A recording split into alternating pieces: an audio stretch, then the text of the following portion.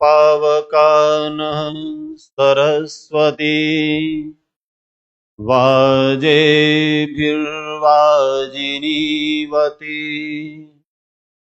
यज्ञं वष्टु धिया वसुः यज्ञं वष्टु धिया वसुः केयूराणि न भूषयन्ति पुरुषम् हारान् चन्द्रोज्ज्वला न स्नानं न विलेपनं न कुसुमं नालङ्कृता मूर्धजा वाण्येका समलङ्करोति पुरुषम् या संस्कृता धार्यते हीयन्ते खलु भूषणानि सततं वाग्भूषणं भूषणं वाग्भूषणं भूषणम्। ओम शांति शांति शांति। सभी पवित्र आत्माओं को सादर नमन। हम लोग जब वेद की चर्चा करते हैं तो कई लोग ये कहते हैं कि ये जो आर्य समाजी है ना, वेद वेद की बात करते हैं, ना ये देवी को मानते ना देवता को मानते, ना ये राम को मानते ना ये कृष्ण को मानते, ना ये हमारे प्राचीन जो परंपराएं हैं उनको मानते, ऐसा ही कहते हैं ना। तो ऐसे सुधी जनों को मैं निवेदन कर रहा हूं। मैंने आज एक मंत्र बोला, ऋग्वेद के 10 मंडल हैं और 10 मंडलों में 1028 सूक्त हैं। हम लोग अपने शास्त्रों को जाने, कितने मंडल ऋग्वेद में? 10 मंडल। सूक्त कितने? 1028। मंत्र कितने? 10,572। उन मंत्रों में प्रथम मंडल के तीसरे सूक्त का छठा मंत्र है और ये मंत्र क्या कहता है? पावकानः सरस्वती भाजेभिर्वाजिनीवती यज्ञं वष्टु धिया वसुः। हमारे देश में बसंत ऋतु में एक पर्व आता है जिसे हम कहते हैं सरस्वती पूजन। कहते हैं तो 3 देवियों का वर्णन है वेद में मुख्य रूप से, वैसे तो बहुत हैं, इड़ा, सरस्वती, मही। इड़ा, सरस्वती, मही, 3 देवियां विशेष रूप से वर्णन आया। तिस्रो देवी मयो भुवः, ये 3 देवियां हमको सुख देने वाली हैं। एक है इड स्तुतौ, से परमात्मा की स्तुति करने वाली जो वेदवाणी है उसको हम इडा कहते हैं।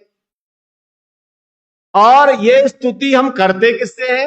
अभी आदरणीय बहन जी हमारी गीत गा रही थी, ओम का दिया। ये जो ओम है ये कैसा प्रकाश देने वाला दीपक है। तो वेद ने कहा कि पावका नह, हमको, नह माने हमको, पावका पवित्र करने वाली कौन सी देवी है? वो है सरस्वती। सरस्वती हमको क्या करती है? पवित्र करती है। नह पावका सरस्वती। और सरस्वती कहते किसे है जी? स्मरण आ रहा होगा ना, ज्ञान को। और कभी आपने सुना अमुक आचार्य जी के मुख पर तो सरस्वती का वास है? महर्षि दयानंद जी जब बोलते थे, महर्षि जी, तो लोग आश्चर्यचकित रह जाते थे। बोले एक मनुष्य इसकी वाणी से निकलने वाली वेद ऋचाएं, ब्राह्मण ग्रंथ के वाक्य श्रुतियों स्मृतियों के वाक्य, दर्शनों के सूत्र कैसे निकलते थे। जो शास्त्रार्थ करने आते थे ना महर्षि जी से, वो भी प्रभावित हुए बिना नहीं रहते थे। क्या कहते थे, वाह, और कुछ हो ना हो, हमारे मतभेद हो भले ही 50, पर इनकी वाणी पर सरस्वती का वास। स्वामी सत्यमित्रानंद जी अभी इसी युग में भारत माता मंदिर के संस्थापक, मैं कई बार उनका सानिध्य में मिला। जब बोलते थे तो ऐसा लगता था सरस्वती। आर्य समाज में डॉक्टर वागीश आचार्य, आप कभी यूट्यूब खोल करके उनके व्याख्यान सुन लें, उनका शब्द निकलता है तो लगता है सरस्वती का प्रस्फुटन हो रहा है। मैं ऐसा नहीं, और आचार्य भी बहुत हैं, पर क्या कहा, अब क्या पता लगा, आपने भी बताया मुझे, सरस्वती विद्या की देवी कही जाती है। अरे विद्या की देवी तो वेद में इड़ा स्तुतौ, वेद की ऋचाओं को अव्यक्त करने वाली। और विद्या किसके बिना नहीं आती, आपकी बात भी ठीक है, किसके बिना नहीं आती। अच्छा, दो अंग हैं हमारे, इन पर कभी विचार किया, कान और जिह्वा। कर्णेंद्रिय ज्ञानेंद्रिय मानी जाती है, कान कर्मेंद्रिय नहीं है, ध्यान रखना। कान कर्मेंद्रिय नहीं है, ये कोई कर्म नहीं करती, क्या करती है, ज्ञान प्राप्त कराती है। पर परमात्मा ने कैसी व्यवस्था बनाई, जिसके कर्ण में शब्दों का प्रवेश होता है, जिसकी श्रवणेंद्रिय कार्य करती है, उसी की वाग इंद्रिय काम करती है। संसार का नियम है, कहीं देख लेना। यदि कोई बालक बालिका बाल्यकाल से गूंगा है, नहीं बहरा है, तो वो गूंगा भी है, बहरा है तो गूंगा भी है। इसलिए क्या कहा, सरस्वती की रक्षा करने के लिए ज्ञानेंद्रिय के रूप में परमात्मा ने हमको श्रोत्र प्रदान किया। और क्या ऋचा दी, संश्रुते न गमे महिमा श्रुते न विराधिशी। हे संसार के लोगों, मेरे कानों में जो जो वेदोपदेश प्राप्त हो रहे हैं, उनका ही मैं आचरण करूं। क्या कहा, संश्रुते न गमे मही, जैसा मेरे कानों ने श्रवण किया, उनमें गमे मही, मुझे चलना है, मुझे आचरण करना है। मां श्रुते न विराधिशी, उसके वेद के विरुद्ध। श्रुत शब्द के दो अर्थ हैं, एक तो कानों से जो सुना जाए उसे कहते हैं श्रुतम, और क्या सुना जाए, श्रुति को सुना जाए। क्या सुना जाए, श्रुति को सुना जाए। श्रुति क्या है, वेद। हम जब हमारा जीवन प्रारंभ हो तो क्या हमारे कानों में पड़े, अरे याद कर लो संस्कार परंपरा को। ऋषियों ने कहा, बच्चे का जन्म होते ही आचार्य तो पहुंचेगा नहीं, पिता होगा। पिता क्या करे, जात कर्म संस्कार करे, है जी, जात कर्म, इसमें आचार्य नहीं होता, ध्यान रखना। कौन करता है, पिता करता है। मां ने तो संतान को जन्म दिया, मां तो अभी पूरी तरह चेतना में नहीं, अचेत भी है, परेशान भी है। उसको धाई जो है बच्चे को, जो आज नर्स है, पिता की गोद में लाकर देती है। पिता अपनी गोद में लेते ही क्या कहता है, कहां कहता है, जरा ध्यान देना, कान में कहता है। और क्या कहता है, कोसी हे मेरे बालक बालिका तुम कौन हो, पूछता है। अब बालक तो उत्तर देता नहीं, तो उत्तर कौन देगा, उत्तर श्रुति माता, वेद माता देगी। कान में कहा, कोसी तुम कौन हो, उत्तर मिला वेदोसी, तुम क्या हो, हे आत्मा, हमारे गृहस्थ रूपी उपवन में तुम आई हो। हे आत्मन, चाहे बालक हो चाहे बालिका हो, आत्मा को कह रहा है तुम वेद हो। क्या हो, वेद हो। किसमें कहा, कान में। अभी उसने सुना कि नहीं, आप क्या मानते हैं, सुना कि नहीं सुना, सुना, सुना, पहली बार में ही सुना। संसार में आते ही पहला शब्द कान में क्या पड़ा, तो बोला ओम। पिता ने क्या शब्द दिया कान में, ओम। और क्या कहा, वेदोसी, तुम वेद हो। अनेक बार बता चुका हूं, वेद का अर्थ है ज्ञान, वेद का अर्थ है विचार, वेद का अर्थ है त्रिकाल सत्ता का ज्ञान। वेद का अर्थ है सबका लाभकारी ज्ञान। तो क्या कहा, तुम वेदोसी। आता हूं विषय पर। कर्ण में पहला शब्द पढ़ा वेद, और क्या पढ़ा, ओम, परमात्मा का मुख्य निज नाम। अब क्या करना जीवन में, तो कहा श्रुत करना, श्रुति को सुनते रहना। पर हम सुन क्या रहे हैं, तब अगड़ झगड़ शास्त्र के नाम पर। वैसे व्यवहार की बातें सुनना है, वो वे भी वेद के अनुसार होंगी। व्यवहार की बातें किसके अनुसार हो, वेद के अनुसार हो। सत्यम वद धर्मम चर, स्वाध्यायान मा प्रमद, सत्य प्रवचनाम मा प्रमद। ये शब्द सुनेंगे तो क्या पता लगेगा, हमारी सरस्वती का विकास। ध्यान दे, कान में शब्द पढ़े तो मेरी वाणी पर शब्द आएंगे, और जो कान में शब्द पढ़ेंगे, विचार कीजिए, वेद कहता है किसकी सरस्वती उसे पवित्र करती है। सरस्वती का अर्थ यहां लेंगे वाणी, सरसवती, इतना समझ लीजिए, सरसवती, जिस वाणी में रस है। क्या है, रस है। बस इस रस में ही समस्या हो रही है, हमारी वाणी में रस नहीं आ पा रहा है। और रस आता भी है तो 6 रसें आयुर्वेद के अनुसार, डॉक्टर साहब भी आयुर्वेद की बातें बता रहे थे, कटु, तिक्त, कषाय, मधुर, क्षार और अम्ल। कितने, 6 रस हैं। 6 रस हम भोजन के माध्यम से जिह्वा से ग्रहण करते हैं, और उनमें से जब वाणी निकलती है, मैं भी हो सकता हूं, हर व्यक्ति की कहीं दोष होता है, कटु ही निकलती है। निकलनी कैसी चाहिए, सरस, कैसी, रस वाली। मधुर, पारुष्य ना हो, कठोरता ना हो, चुभने वाली ना हो, है।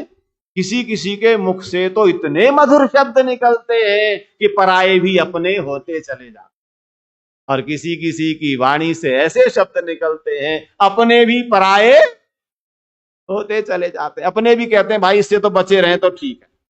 संसार में होता है कि नहीं ऐसा, है।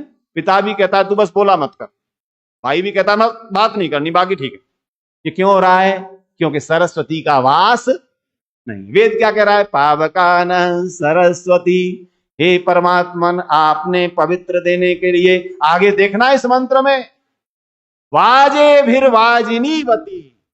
वाज शब्द तो सुना है ना, अरे इन शब्दों का व्यापार, थोड़ा सा व्यायाम समाज में आने पर हो जाता है। अब ये संस्कृत के शब्द समाज में प्रयोग हो नहीं रहे। जिसे आप घोड़ा कहते हैं ना, घोड़ा, अश्व, उसे संस्कृत में वाजी कहा जाता है, वाजिन, वाजी कहा जाता है। आयुर्वेद में देखिए, आयुर्वेद के आचार्य बैठे हैं, वाजीकरण। वाजीकरण एक क्रिया होती है आयुर्वेद में। जब कोई व्यक्ति निर्बल हो जाए, अस्वस्थ हो जाए, तो आयुर्वेद उसका वाजीकरण करता है। कह रहे तू अस्वस्थ मत रहे, निर्बल मत रहे, दुर्बल मत रहे, शक्तिशाली बन। हाँ जी, और आपकी समस्त ये सारी चीजें जोड़ रहा हूं, वेद और आयुर्वेद सब साथ साथ काम कर रहे हैं। सारी बातें जुड़ती चली जाएंगी। क्यों, क्योंकि यदि मेरे शरीर में ऊर्जा नहीं होगी, मेरा शरीर रोगी होगा, तो मेरी वाणी पर सरस्वती का वास नहीं हो पाएगा। इसीलिए वेद और आयुर्वेद समन्वित है। आयुर्वेद तो वेद का उपवेद है, वेद का उपवेद है।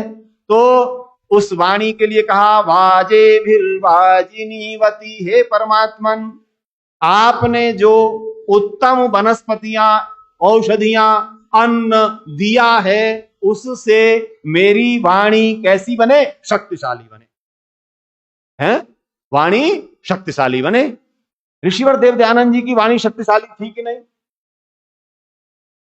हैं? जब शास्त्रार्थ करने सामने लोग बैठते थे, जरा ऋषि के जीवन को जरूर पढ़ते जाए, बैठते थे तो ऋषि विनम्रता की पराकाष्ठा भी रखते थे, परंतु असत्य का सामना करते हुए कठोरता की पराकाष्ठा भी रखते।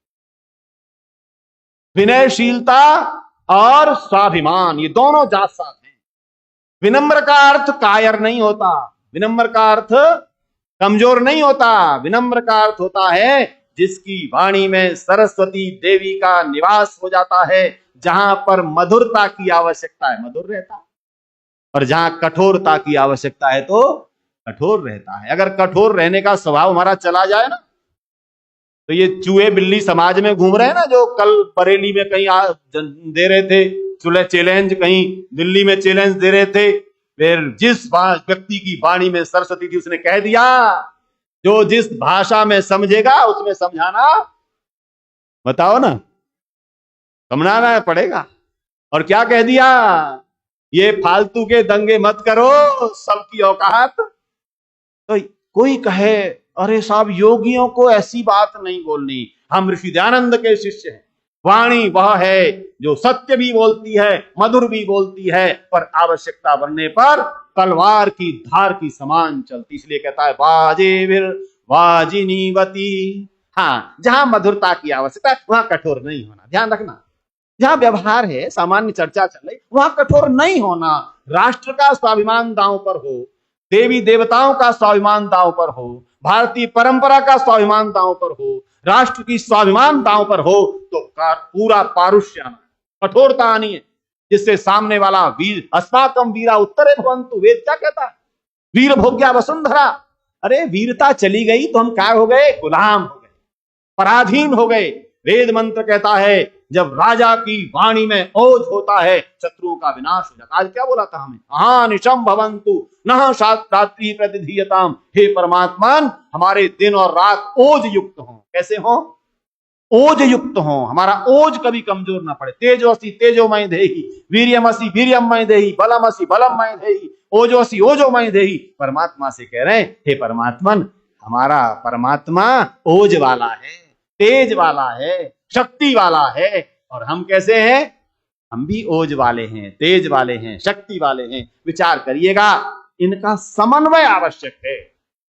कब ओज चाहिए, कब तेज चाहिए, कब वीरता चाहिए, कब सामान्य सहोसी। हम सहनशील भी है ना, सहनशील है। योगेश्वर कृष्ण दिखा रहे हैं, शिशुपाल गाली दिए जा रहा है, कोई बात नहीं, कब तक इंतजार करते हैं, तो पूरी होने तक स्वामी पर सर धड़ से अलग।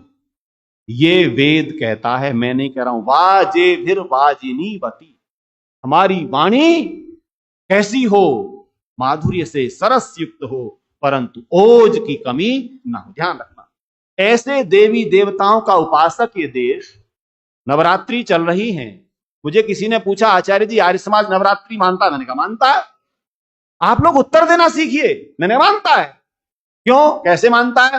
शरद ऋतु में ऋतु परिवर्तन, वसंत ऋतु में ऋतु परिवर्तन, दोनों बार परिवर्तन हो रहा है। शारदीय नवरात्रि का अर्थ क्या है? अब शरद ऋतु आ रही है, आयुर्वेद के आचार्य जानते हैं हमारी पाचन क्षमता बढ़ेगी, हमारी ऊर्जा का स्रोत बढ़ेगा, औषधियां अन्न इस प्रकार का सेवन होगा, तो उसके लिए अपने मेटाबॉलिज्म को तैयार करना। 9 दिन तक इसमें अच्छी तरह से शरीर को तैयार करना, और ये कहना देख अब तक तो तू बहुत संयम पर था, है ना, वर्षा ऋतु में सबसे कम खाना चाहिए, सबसे कम खाना वर्षा ऋतु में, आयुर्वेद जानता है, और ग्रीष्म में भी कम खाना। लेकिन अब ये शरद ऋतु आएगी, शिशिर हेमंत, इन 3 ऋतुओं में शरीर को ऊर्जावान बनाने के लिए तैयार करना। जब कोई किसान खेत में फसल बोता है ना, तो पहले अच्छी गुड़ाई करता है, खरपतवार निकालता है, फिर उसमें पलेवा करता है, फिर बीज डालता है। मेरे शरीर का भी तो यही प्रक्रिया है। शरद ऋतु आई, मैं भी लगातार 9 दिन तक प्रयास कर रहा था कि हल्का सा केवल लौकी की सब्जी खा ली, तुरई खा ली, डॉक्टर साहब 3 किलो वजन कम हो गया, थोड़ा सा इंतजार कर लीजिए। तो हम मानते हैं नवरात्रि को, पर इस रूप में नहीं, थोड़ा सा आप व्रत के नाम पर उसके सामान्य दिन से भी ज्यादा खा जा रहे हैं। ये आर्य समाज नहीं कहता। आर्य समाज कहता है शरीर को तैयार करो, मन से, वचन से, शरीर से, हम कैसे हो, पुष्ट हो। इसलिए हम देवी देवताओं को मानने वाले समाज के उपासक हैं। यहाँ कोई देवी उपेक्षित नहीं है, सरस्वती भी है, यहाँ पर दुर्गा भी है। अरे दुर्गा नहीं होगी तो हमारी सनातन संस्कृति की रक्षा कौन करेगा? है कैसी शस्त्र धारिणी दुर्गा का हमने प्रतीक बनाया, तो प्रतीक बनाना अलग विषय है, परंतु हमारे सबके अंदर दिव्य भावनाएं शक्तिशाली हो, ऊर्जा युक्त हो। बाजे फिर बाजिनीवती। अंतिम क्षण कह देता हूं, 3-4 मिनट बचे, संगठन सूक्ति बोलना है। क्या यज्ञम वस्तु धिया वसु। ऋषि जी इसका अर्थ लिखते हैं, हे परमात्मन, आप हमारे वाणी को देने वाले हो, आप सरस्वती के पति हो। परमात्मा को वाचस्पति, सरस्वती पति, सब देवियों का स्वामी तो परमात्मा है। सब देवों का महादेव तो परमात्मा है। तो ऐसे परमात्मा से प्रार्थना की, यज्ञम वस्तु धिया वसु, परमात्मा एक कृपा करना, मेरे जीवन में यज्ञ स्थापित हो जाए। क्या हो जाए? यज्ञ स्थापित हो जाए, क्योंकि यज्ञ ही मेरी बुद्धि को वसु वसाने वाला है, ऐश्वर्य देने वाला है, बिना यज्ञ के। अब यज्ञ का भी हम लोगों ने एक अर्थ मान लिया, केवल क्या? यज्ञ कुंड में आहुतियां देना, यही यज्ञ है। मैं तो रोज यज्ञ करता हूं, ऐसा कहने का अभिप्राय ये नहीं है कि मैंने केवल देव यज्ञ किया। मेरी वाणी यज्ञमय हो, मेरा व्यवहार यज्ञमय हो, मेरा ऐश्वर्य यज्ञमय हो, मेरा व्यापार यज्ञमय हो, मेरे सब काम यज्ञमय हो। आर्य समाज के एक बड़ा परिवार था, उन्होंने कानपुर में आज से 50-60 वर्ष पहले की बात है, एक शराब की फैक्ट्री लगा दी। बता रहा हूं आपको, आर्य समाज ने निष्कासित कर दिया, परिवार का नाम नहीं लूंगा, बहुत बड़ा परिवार। संक्षेप में थोड़ा सा देता हूं, अंत में मोहन लगाते हैं, अंत में मोहन लगाते हैं वो कानपुर के। आर्य समाज ने कहा जो ऋषि के अनुसार हमारा व्यापार भी तो पवित्र होना चाहिए। यदि हम किसी को शराब पिला रहे हैं, मुर्गी पालन कर रहे हैं जी, बकरे का उद्योग चला रहे हैं, और हम कहते हैं नहीं जी हम तो यज्ञ भी करते हैं, ऐसा यज्ञ नहीं चलता। मेरे व्यापार में भी यज्ञ हो, जो सबकी रक्षा करने का काम करता हो, कल्याण का कार्य करता हो। इसलिए कहा यज्ञम वस्तु धिया वसु, हे परमात्मन आपने मुझे यज्ञम का संदेश दिया है, यज्ञ प्रतिष्ठा का संदेश दिया है, वाणी को यज्ञ में बनाने का संदेश दिया है। मेरा जीवन, मेरी बुद्धि, मेरे ऐश्वर्य सब यज्ञमय हो जाए, ठीक है, सब यज्ञमय हो जाएं। मेरी व्यापार भी यज्ञमय हो। यदि मैं व्यापार करूं तो कृषि का, है ना, जीव कल्याण का, मानव को स्वास्थ्य देने का, ऐसे व्यापार कम है क्या संसार में? मुझे याद आता है गुरुकुल साधु आश्रम अलीगढ़ के पास स्वामी सर्वदानंद जी का साधु आश्रम है। वहां पर 1983 में तत्कालीन भूतपूर्व प्रधानमंत्री जी के साथ एक मछली के जिसके तालाब थे वो आ गया, बोला गुरुकुल में दान देना चाहता हूं। गुरुकुल के उस समय संचालक थे महात्मा नारायण स्वामी जी, क्रांतिकारी। चौधरी चरण सिंह जी ने से उसने कहा कि साहब मैं दे दूं ये दान। तो बोले स्वामी जी से पूछो। स्वामी जी के पास गया, नाम भी चमन मियां था और मछली का पालन था। कहा जी गुरुकुल को मैं उस समय, आप सोचिए 83 में, 10,000 रुपए दान देना चाहता हूं। स्वामी जी ने कहा नहीं, तुम्हारा दान गुरुकुल में नहीं आएगा। मंच पर बोले जो मछली पालकर मछलियों की हत्या करता है उससे पैसा कमाकर हमारे विद्यार्थी भोजन करेंगे, हमको ऐसा दान नहीं चाहिए। ये स्वाभिमान हमारे अंदर हो। जो समाज के हित का, मानव हित का, प्राणी हित का व्यापार नहीं करता ना, उसका धन यज्ञमय नहीं होता। तो यज्ञमय जीवन को बनाने के लिए वेद ने कहा मेरी सरस्वती देवी का उपासक बनना चाहता हूं। हे परमात्मन मैं आपका उपासक हूं, मेरी वाणी वेद युक्त हो जाए, विचार ऐसे उत्तम हो जाएं, तभी मेरे जीवन में यज्ञ स्थापित होगा। तो आज के मंत्र का भाव, वह सरस्वती देवी हमको पवित्र करने वाली है। हाँ जी, ये पवित्र करने वाली है, और ये वाणी हमें वेद युक्त हो जाए, ऊर्जा युक्त हो जाए, यज्ञ के युक्त हो जाए। यज्ञम वस्तु धिया वसु मंत्र की व्याख्या यहां समापन करता हूं।